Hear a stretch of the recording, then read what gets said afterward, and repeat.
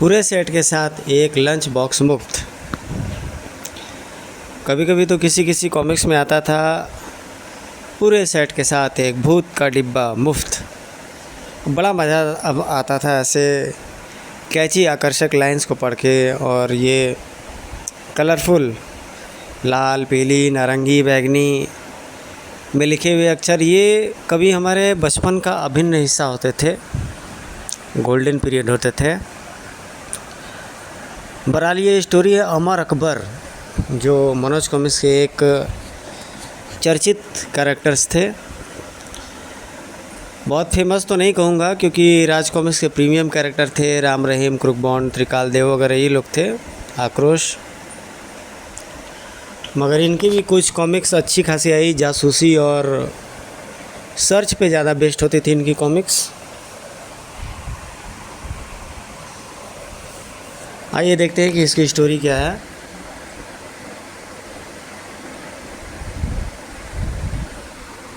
दिया हुआ है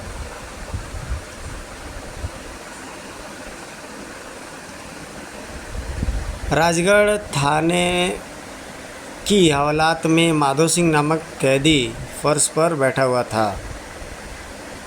अभी रात के 10 बजने में 10 बज रहे थे। टन टन टन टन समय हो गया है। संतरी बादशाह क्या है बे यार, ज़रा इधर आना यार, ज़रा जाना था।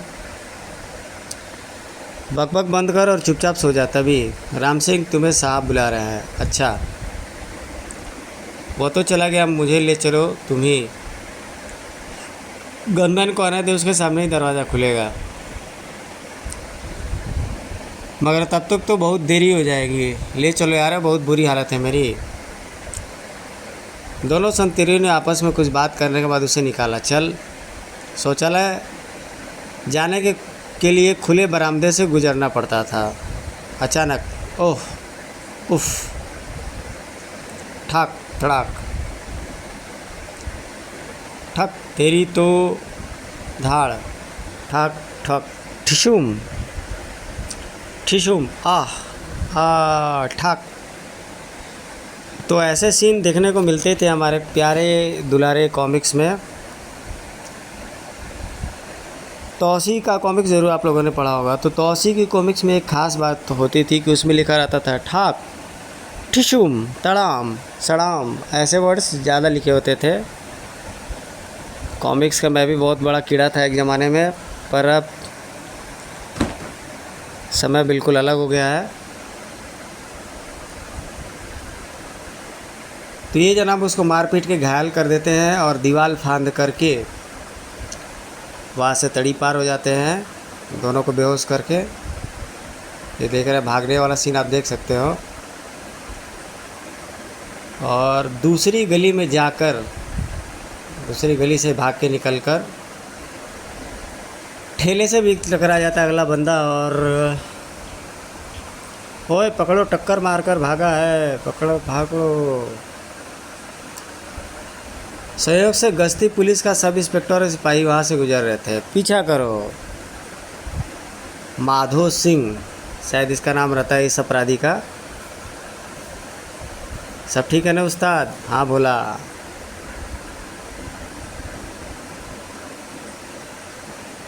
उस्ताद पीछे पुलिस लग गई है, ये तो बहुत बुरा हुआ। बोला अरे जीप रोको।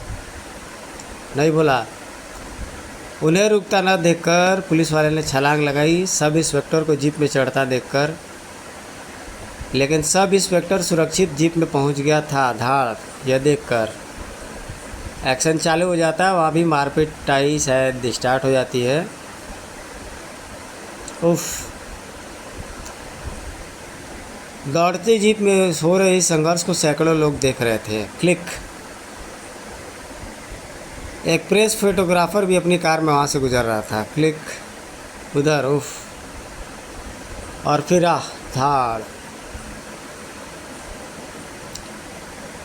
वो मर न गया हो। नहीं, मैंने बहुत सावधानी से गिराया था। हाईवे पर पहुंचकर उन्होंने जीप छोड़ दी और वहाँ से गुजरती बस में सवार हो गए। वो बस से वह जागीरपुर जाकर उतरे। यहाँ ठंड बहुत है, बोला पहले कंबल का प्रबंध करो। यह काम तो सुबह ही हो सकता है। शेष रात उन्होंने बस स्टैंड के वेटिंग हॉल में बिताई। गाइस, ऐसे मैं वीडियो इसलिए बनाता हूँ ताकि बड़े बड़े लेटर्स इसलिए करके रखता हूँ ताकि आपको इसको पीडीएफ की तरह देखने में भी मज़ा आए और स्क्रॉल करने में वीडियो मेरा आसानी से मिल जाए। मैंने अपने यूट्यूब चैनल पर बहुत सारे कॉमिक्स को अपलोड किया है, लगभग हज़ारों से ऊपर कॉमिक्स को। तो थोड़ा समय दें, वक्त दें दोस्तों। बिना आपके सपोर्ट और समर्थन के मैं क्या कोई भी क्रिएटर नहीं आगे बढ़ सकता है। ज़रूरत इतनी है कि बस थोड़ा सब्सक्राइबर है, थोड़ा और हो जाए।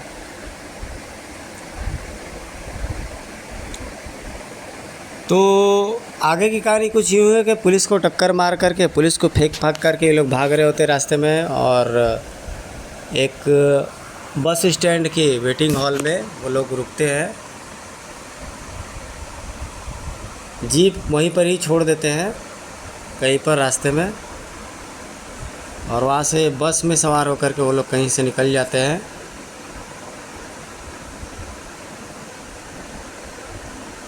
शेष रात उन्होंने बस स्टैंड के वेटिंग हॉल में बिताई। पुलिस हमारी तलाश कर रही होगी, अगर यहाँ किसी ने पहचान लिया तो जो होगा देखा जाएगा। सुबह हुई तो भोला जाकर 2 कंबल खरीद लाया। अब ठीक है, ठंड से भी बचेंगे और कोई तुरंत पहचान भी नहीं सकेगा। एक ढाबे में, उस्ताद जरा ये देखो क्या है। माधव सिंह हवालात तोड़कर फरार। ओह हा। ये बहुत अच्छा हुआ, रख ले, ये अखबार हमारे बहुत कम आएगा। मैं समझ गया। ओह। कुछ देर बाद वह जागीरपुर से ऊपर पहाड़ की ओर जाने वाले मार्ग पर पैदल चले जा रहे थे। पठानों की बस्ती कितनी दूर होगी उस्ताद? यही कोई 15-20 मील। 15-20 मील? मैं अपने इस भारी शरीर के साथ कैसे चल पाऊँगा? चलना तो पड़ेगा ही। समय काटने के लिए मैं अपने पाठकों को एक कहानी सुनाता हूँ, तुम भी सुनो। पाठकों, जरा मुझे पहचानिए। जी हाँ, मैं अमर खन्ना ही हूँ और यह अकबर है।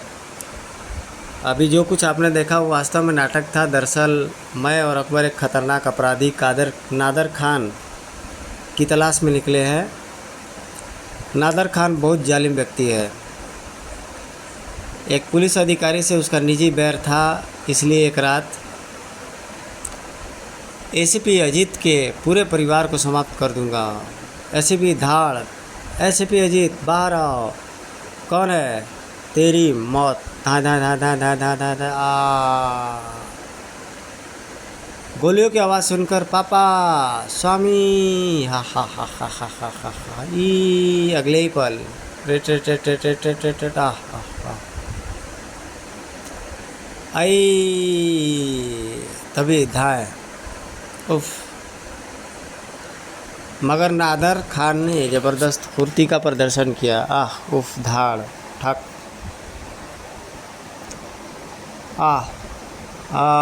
उफ, खचाक। तब तक गोलियों की आवाज़ें सुनकर किसी ने पुलिस को फ़ोन कर दिया था। Wow wow wow wow wow wow, police आ गई। ओह, ये तो नादर खान है। चल रुक जाओ, धाएँ। उफ। और वहाँ पर पुलिस पहुँच जाती है और उस अपराधी पर फायरिंग कर देती है। लेकिन अगले ही पल मेरा बच्चा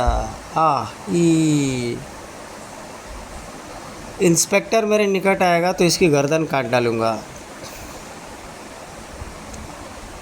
लड़के को छोड़ दे कादर खान। अगर इसकी जान बचानी है तो मुझे यहाँ से निकल जाने दो।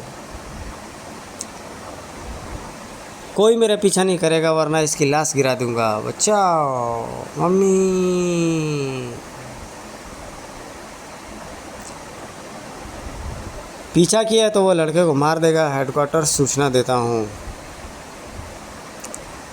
कुछ ही देर में लेकिन नादर खान की गाड़ी का कुछ पता था नहीं।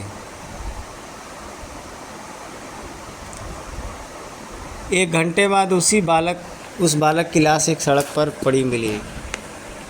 इस घटना के 2 दिन बाद सर सूचना मिली है कि नादर खान जागीरपुर में देखा गया है। जागीरपुर?